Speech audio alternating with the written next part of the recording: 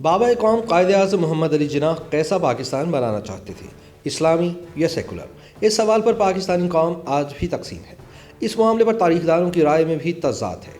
کچھ کا خیال ہے کہ جناح پاکستان کو ایک اسلامی ریاست بنانا چاہتے تھے، کچھ کا اصرار ہے کہ نہیں، وہ ایک سیکولر پاکستان بنانا چاہتے تھے، جبکہ چند مبصرین کی رائے میں جناح خود بھی کلیئر نہیں تھے کہ وہ کیسی ریاست بنانا چاہتے ہیں۔ لہٰذا پاکستان اسلام پسندوں اور لبرلز کے مابین شاید پہلے کبھی بھی اتنا منقسم نہیں تھا جتنا کہ آج ہے۔ پاکستانی ریاست کیسی ہونی چاہیے، سیکولر یا اسلامی؟ کیا بانی پاکستان قائد اعظم محمد علی جناح رحمۃ اللہ تعالی علیہ ایک اسلامی ریاست کا قیام چاہتے تھے، یا مسلم اکثریت والا ایک ایسا سیکولر ملک جہاں دیگر اقلیتوں کو بھی برابری کے حقوق حاصل ہوں؟ پاکستانیوں کی ایک بڑی تعداد جو طالبان کی طرز کا اسلامی نظام حکومت نہیں چاہتی، یہ خواہش رکھتی ہے کہ ملک کو اسلامی قوانین کے تحت ہی چلایا جائے۔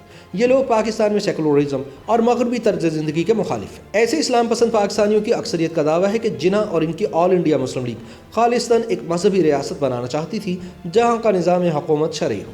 قدامت پسند پاکستانی حکمران بھی زیادہ تر اسی نظریے کی تائید کرتے آئے ہیں، اور جنرل ضیاء الحق نے تو نام نہاد اسلامائزیشن کے نام پر پاکستان پر 11 برس حکومت بھی کی۔ دوسری جانب پاکستان کے لبرل اور سیکولر طبقے سے تعلق رکھنے والوں کا موقف ہے کہ قائد اعظم محمد علی جناح رحمۃ اللہ علیہ نے پاکستان کو ایک سیکولر ریاست بنانے کا نہ صرف خواب دیکھا تھا، بلکہ اس حوالے سے ان کے خیالات ان کی تقاریر میں بھی واضح ہیں۔ ان کا کہنا ہے کہ جناح ایک روشن خیال اور ترقی پسند سیاستدان تھے، اور ان کے بنائے گئے پاکستان کو ایک اسلامی ریاست بنانے کا خیال ہی خطرناک ہے۔ ان کے خیال میں یہی اسلامی نظریات گڈمڈ ہو کر پاکستان کو جہادی تنظیموں کی جنت بنانے کا باعث بنے، جس سے لاکھوں قیمتی انسانی جانیں ضائع ہو چکی ہیں۔ لبرل اور سیکولر طبقے کا کہنا ہے کہ جناح ایک آزاد منش انسان تھے جو پیتے بھی تھے اور چھپاتے بھی نہیں تھے۔ وہ مغرب کے تعلیم یافتہ آزاد خیال انسان تھے اور غیر روادار اسلامی ریاست بنانے کا سوچ بھی نہیں سکتے تھے۔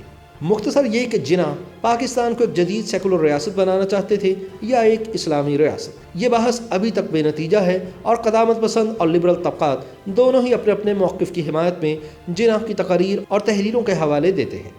تاہم مستقبل کے پاکستان کا قائد اعظم کے ذہن میں کیا خاکہ تھا، اس حوالے سے ان کی ایک تقریر مستند ترین قرار دی جاتی ہے جو انہوں نے پاکستان کی آزادی سے صرف 3 دن پہلے 11 اگست 1947 کو کراچی میں آئین ساز اسمبلی کے افتتاحی اجلاس میں کی، اور پاکستان کے لیے کچھ اہم ترجیحات کا اعلان کیا۔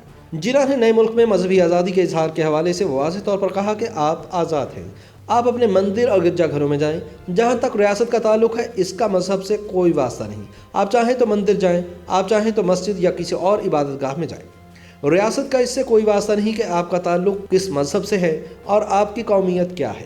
ریاست کے لیے تمام شہری یکساں اور برابر ہیں۔ آپ سب آزاد ہیں اپنے مندروں میں جانے کے لیے، آپ سب آزاد ہیں اپنی مسجدوں میں جانے کے لیے اور کسی بھی اور عبادت گاہ میں جانے کے لیے۔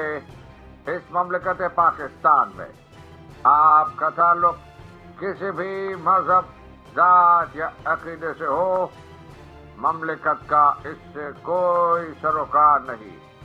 آپ دیکھیں گے کہ وقت گزرنے کے ساتھ ساتھ ہندو نہیں رہیں گے اور مسلمان نہیں رہیں گے، مذہبی معنوں میں نہیں، کیونکہ یہ ہر فرد کا ذاتی عقیدہ ہے، بلکہ سیاسی معنوں میں وہ ایک ہی ریاست کے برابر کے شہری ہوں گے۔ سیکولر حلقے اس بات سے یہ مراد لیتے ہیں کہ بابا قوم نے واضح کر دیا تھا کہ ان کے پاکستان میں مکمل آزادی ہوگی اور مذہب فرد کا نجی معاملہ ہوگا جس کا ریاست سے قطعاً کوئی تعلق نہیں ہوگا۔ لیکن قائد اعظم محمد علی جناح رحمۃ اللہ علیہ اپنے نظریات میں ہی نہیں بلکہ ذاتی زندگی میں بھی ایک مکمل لبرل انسان تھے۔ ان کی ذاتی زندگی کا طائرانہ جائزہ لیا جائے تو پتہ چلتا ہے کہ وہ ایک آزاد خیال اور رومان پرور شخص تھے جنہوں نے اپنی پسند کی لڑکی سے محبت کی شادی کی جو ان کے پارسی دوست سر ڈینشا پیٹریٹ کی بیٹی تھی۔ شادی کے وقت جناح کی عمر 42 برس اور رتی کی عمر صرف 18 سال تھی۔ جناح کی ذاتی زندگی اور ان کے سیاسی کریئر کا مطالعہ کرنے والے تاریخ دانوں کا اتفاق ہے کہ اپنی شخصیت کے حساب سے قائد اعظم محمد علی جناح رحمۃ اللہ علیہ بلا شبہ ایک سیکولر انسان تھے، لیکن انہوں نے ہندوؤں کے فنڈامنٹلسٹ رویے کی وجہ سے مسلمانوں کے لیے ایک علیحدہ ریاست کے قیام کا سوچا۔ تاہم پاکستان کے وجود میں آنے کے بعد جناح نے یہ بات بالکل واضح کر دی تھی کہ ریاست کا مذہب سے کوئی لینا دینا نہیں ہوگا اور مذہب ہر شخص کا نجی معاملہ ہوگا۔ ذاتی زندگی میں جناح کی کہانی ایک سیلف میڈ شخص کی داستان ہے جس نے محض اپنی قابلیت کے بلبوتے پر کامیابی کی منازل طے کی۔ ایک ایسا شخص جو وزیر مینشن کراچی کے 3 مرلے کا مکان میں پیدا ہوا جس میں 17 افراد رہتے تھے سمیت 2 شادی شدہ جوڑوں کے۔ وہاں سے اس شخص نے اپنا سفر شروع کیا اور محض چند برسوں میں کامیابی کے معراج کو چھو لیا۔ اگر ہم قائد کی سیاسی زندگی کو نکال بھی تھے تو ان کی ذاتی کامیابی علیحدہ سے ایک تحقیقاتی موضوع ہے۔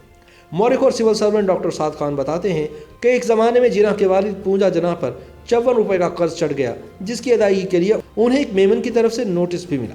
جناح صاحب نے اپنے کچھ دوستوں سے ادھار لے کر والد کا قرض چکایا، اور پھر وہ وقت بھی آیا جب اسی بمبئی میں محمد علی جناح کا طوطی بولنے لگا۔ ان کی وکالت ایسی چمکی کہ پھر انہیں پیچھے مڑ کر دیکھنے کی ضرورت ہی محسوس نہ ہوئی۔ بمبئی سے جناح کو عشق تھا، یہاں انہوں نے مالابار ہلز میں بنگلہ خریدا اور قیام پاکستان تک اسی میں مقیم رہے۔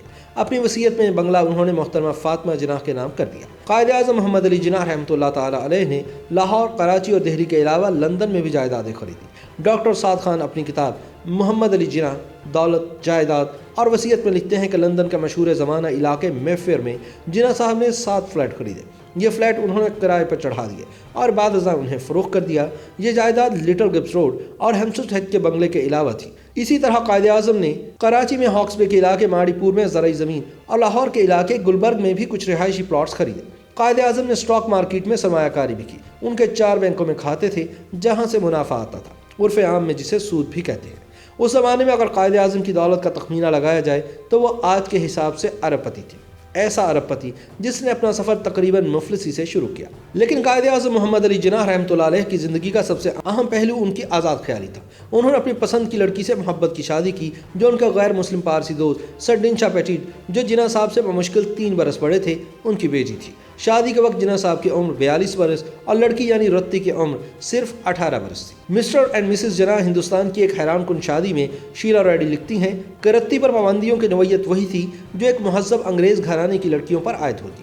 وہ گھر پر اپنے چاہنے والوں کو مدعو کرتی، چاہے وہ کسی عقیدے یا برادری سے تعلق رکھتے۔ ڈانس کے لیے کلب یا دوستوں کے گھر جانا، گارڈن پارٹی اور گھوڑوں کی ریس پر جانا۔ جب جناح صاحب نے سر ڈنشا کو رتی سے شادی کی درخواست کی تو وہ بھونج کے رہ گئے۔ بقول شیلا ریڈی، اس پیغام کے آنے کا امکان سر ڈنشا کا وہم و گمان میں بھی نہیں تھا۔ حالانکہ ان کی خوبصورت بیٹی نے ساری گرمیوں کی تعطیلات جناح کے ساتھ گھڑ سواری کرتے، کتابیں پڑھتے یا کھانا کھاتے اور سیاست پر گفتگو کرتے ہوئے گزاری تھی۔ یاد رہے کہ تب رتی 16 سال کی نہیں ہوئی تھی۔ نکاح سے پہلے جناح نے رتی کو مسلمان ضرور کیا، مگر رتی کا لائف سٹائل شادی کے بعد بھی ویسا ہی رہا جیسا پہلے تھا۔ مشہور برطانوی لکھاری اسٹینلے وولپرٹ کے مطابق محمد علی جناح رحمۃ اللہ علیہ دراصل ایک ماڈرن، لبرل اور سیکولر شخص تھے جو کتوں کو پسند کرتے تھے اور پورک بھی کھا لیتے تھے، اور وہ مرتے دم تک ایسے ہی رہے۔ ان کے لائف سٹائل میں سگار پینے سے لے کر بیش قیمت مغربی سوٹ پہننے تک، ایک الٹرا ماڈرن پارسی لڑکی سے محبت کی شادی کرنے سے لے کر اپنی بہنوں کو عیسائی بورڈنگ سکولوں میں تعلیم دلانے تک، اور اقلیتوں کے حقوق کا مقدمہ لڑنے سے لے کر انقلابی بھگت سنگھ کی حمایت تک سب کچھ شامل ہے۔ یہ اور بات ہے کہ ان کی وفات کے بعد پاکستانی اسلام پسندوں نے ان کو جناح قیب کے ساتھ اچکن پہنا کر ان کی اصل شخصیت کو چھپانے کی کوشش کی ہے۔ YouTube پر گوگلی نیوز دیکھنے کے لیے youtube.com کی سرچ بار میں googly news T V type کریں۔ گوگلی نیوز کے پیج پر سرخ رنگ کے سبسکرپشن والے بٹن پر کلک کرنا نہ بھولیے۔ YouTube پیج پر اپلوڈ ہونے والی ویڈیوز سے باخبر رہنے کے لیے بیل آئیکن پر کلک کیجیے۔ آپ کو ہر نئی ویڈیو کے بارے میں نوٹیفیکیشن موصول ہو جائے گا۔